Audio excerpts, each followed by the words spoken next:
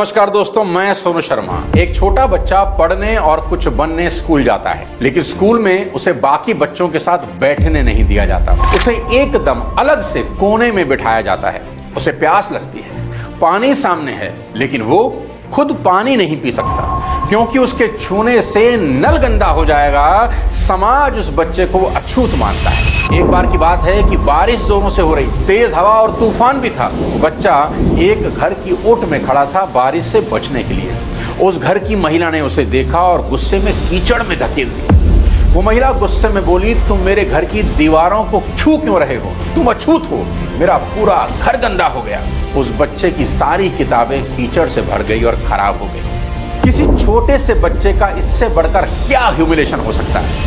अब जरा सोचिए, जो बच्चा खुद से पानी नहीं पी सकता था, जो बच्चा बाकी बच्चों के साथ बैठकर पढ़ नहीं सकता था, जिसके छूने से दीवार अपवित्र हो जा रही थी, वही बच्चा एक दिन अखंड भारत का पहला कानून मंत्री बनता है। वही बच्चा भारत के संविधान निर्माण में सबसे महत्वपूर्ण भूमिका निभाता है और वही बच्चा करोड़ों लोगों को बराबरी, सम्मान और अधिकार का रास्ता दिखाता है। दोस्तों, यह कहानी सिर्फ डॉक्टर भीमराव रामजी अंबेडकर साहब की नहीं है।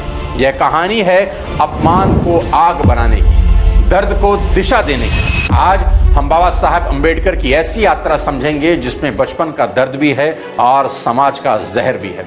और आज कुछ ऐसी कहानियां सुनाऊंगा जो आपके दिल को चीर कर रख देंगी। इस वीडियो को मैंने 7 चैप्टर में डिवाइड किया है और 7वां चैप्टर सबसे ज्यादा खास है, इसलिए लास्ट तक इसको देखिएगा जरूर।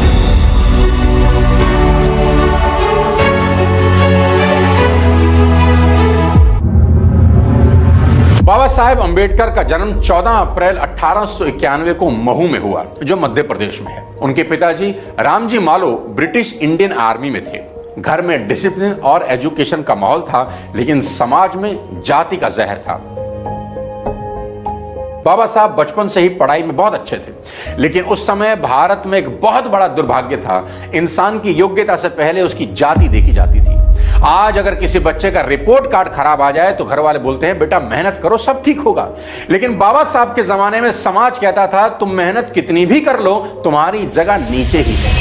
जिस स्कूल में वो पढ़ते थे वहां उन्हें अपने भाई के साथ आखिरी सीट पर कोने में बिठाया जाता था, वो भी घर से लाई बोरी के ऊपर।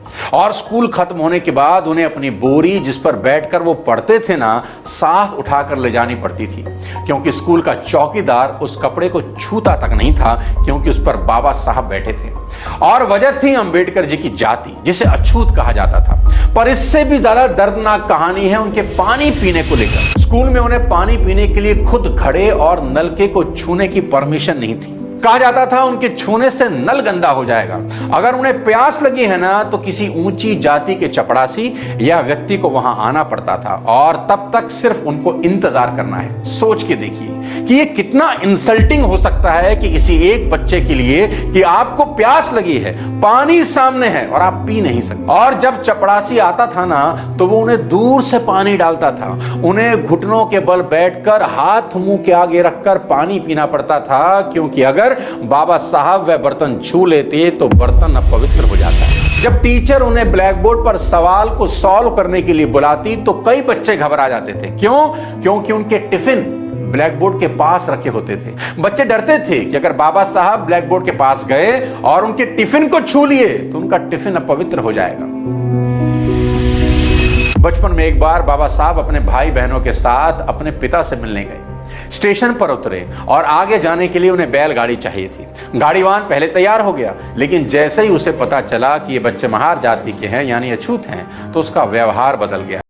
उसने उन्हें गाड़ी में बैठाने से इनकार कर दिया। बहुत गिड़गिड़ाने के बाद वह मान तो गया, लेकिन उसने एक शर्त रख दी। जानते हैं क्या? उसने कहा, वह गाड़ी खुद नहीं चलाएगा, तुम्हें खुद चलानी होगी। और छोटे छोटे बच्चों को खुद बैलगाड़ी चलानी पड़ी।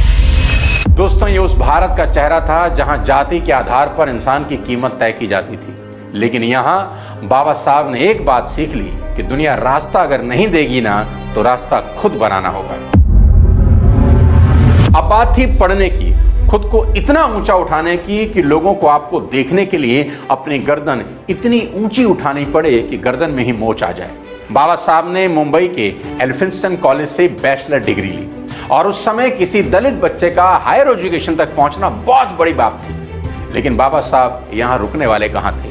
उन्होंने अमेरिका की कोलंबिया यूनिवर्सिटी से एमए और पीएचडी की, फिर लंदन स्कूल ऑफ इकोनॉमिक्स से एजुकेशन ली, कानून पढ़ा, अर्थशास्त्र पढ़ा, राजनीति पढ़ी, समाज को समझा, धर्म को समझा।